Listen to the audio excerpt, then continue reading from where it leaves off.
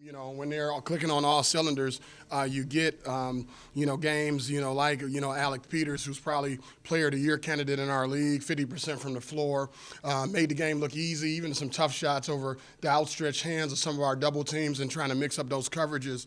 It's unfortunate that with a depleted roster right now, we're trying to do the best we can to manage through, the shortcomings of not having Chris Jenkins, having a banged-up Gerard Williams, who you saw he was sporting new hardware today on his legs.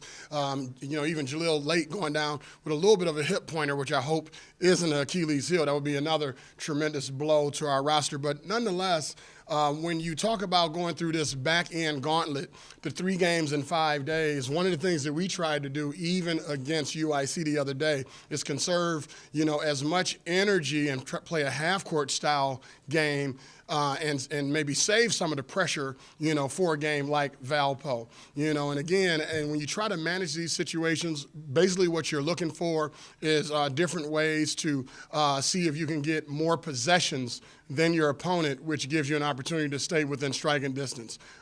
Great evidence of that for the first half, but in the second half it wasn't sustainable, as well as our inability to block out and give them one shot on the goal. Yeah, the first 17 minutes of the game, you guys were right there. I think it's a 2-point game. How big was that little stretch? To end the first half, I think they go on a 6-0 run. Now it's 8 at halftime, and then from there it just kind of ballooned. Yeah, it's huge, especially with a group of guys that have been fighting and clawing all season. I think what you saw is the team, show a level of emotional frustration, I thought, whereas mistakes, snowballed into, more mistakes, or maybe took away from our focus to make shots that we normally would make. But nonetheless, again, that's part of our growing pains, especially when you're relying on, guys that are in the freshman and sophomore years like Corey Allen and Josh McFarley, Gerald Blackshear. These are relatively young players that play a lion's share of minutes for us. Then you talk about the inexperience of players new to Division I like DeShondre Black and others, not to mention, piecing it together with some walk-ons, which was a bright spot today. Patrick Robinson gets his first start, career high 14 points. So again, we're a mixed bag right now, trying to find ourselves, at this late stage in the season, keeping, things together to the degree that we can. Yeah, how important was the play of Robinson today? It seemed like in the first half he really kept you in the game, knocking down a bunch of threes, and like you say, sort of an unexpected boost offensively.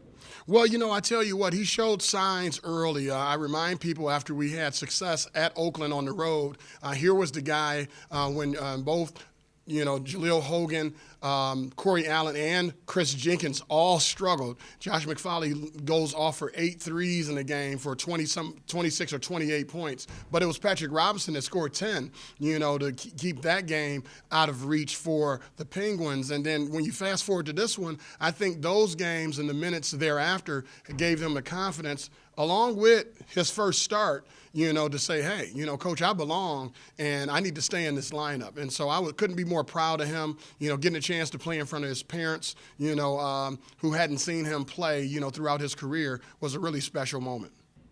Corey Allen just seemed to be a little bit out of sorts today, maybe frustrated, miss a shot, make a couple turnovers.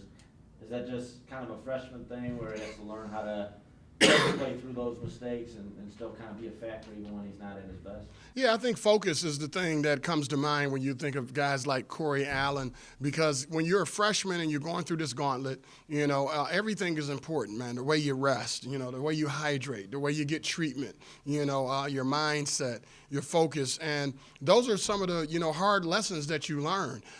Corey is fine physically. There's no injuries that he's managing through. I think now the maturity level, has to, step up, especially when you're playing the number 1 team in the conference, because now those mistakes get magnified, and those guys are veteran players that are going to lock into your tendencies and try to be disruptive, based on the things that you're comfortable doing. After seeing Valpo up close today, you guys played them pretty tough down there. Heading into the tournament coming up, you think they're kind of one of the favorites, if not the favorite, in the Horizon League tournament?